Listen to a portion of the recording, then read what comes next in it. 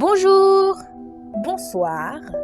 Nous vous saluons au nom précieux de notre Seigneur et Sauveur Jésus-Christ et vous souhaitons la bienvenue sur Jésus-Christ, le seul dominateur, une autre chaîne d'évangélisation.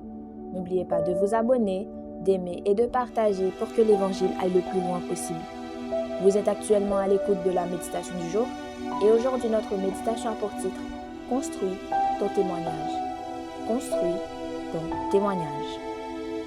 Hébreux chapitre 2 au verset 4 nous dit « Dieu a authentifié leur témoignage en y ajoutant le sien, c'est-à-dire en accomplissant toutes sortes de signes miraculeux, d'actes extraordinaires, de manifestations diverses de sa puissance et en accordant à ses témoins. » Hébreux 2, 4. Voici le témoignage d'un serviteur de Dieu qui m'a profondément touché. Il parlait de son fils qui était autrefois pris dans les griffes de la drogue. Des journalistes l'ont interpellé en lui lançant « Comment se fait-il que ton fils mène une vie de débauche et est accro à la drogue alors que tu es serviteur de Dieu ?» Sa réponse fut empreinte de sagesse. « Je vois mon fils en train de préparer son témoignage. » Cette réponse, pleine d'espérance, m'a touchée. Pendant les moments difficiles, nous ne pensons pas automatiquement à construire notre témoignage. Nous souhaitons surtout que cette période se termine rapidement. Pourtant, je voudrais vous encourager à croire que malgré la saison difficile que vous traversez, vous avez la possibilité et l'opportunité de construire un témoignage puissant. Si vous vous sentez incompris ou si vous n'arrivez pas à trouver de solution à votre problème, Dieu n'est jamais à court de stratégie lorsque vous continuez à garder la foi. Voici quelques vérités à conserver dans vos cœurs pour rester conscient que vous êtes en train de construire votre témoignage.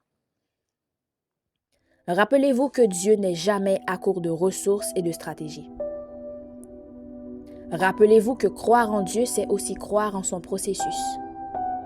Rappelez-vous que croire en Dieu, c'est aussi croire en son timing.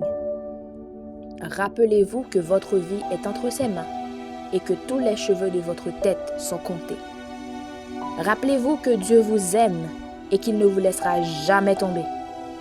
Enfin, rappelez-vous surtout que Dieu veut joindre son témoignage au vôtre. Gardez la foi. Votre témoignage est en construction. Un jour prochain, votre histoire rendra grâce à Dieu. Aujourd'hui, notre verset à mémoriser se situe dans Jean, chapitre 11, verset 4. Jean 11, verset 4. Jésus dit « Cette maladie n'est point à la mort, mais elle est pour la gloire de Dieu, afin que le Fils de Dieu soit glorifié par elle. » Jean 11, verset 4. Jean 11, verset 4. Jésus dit « Cette maladie n'est point à la mort, mais elle est pour la gloire de Dieu, afin que le Fils de Dieu soit glorifié par elle. » Jean 11, verset 4. Que le Seigneur vous bénisse. Bonne méditation.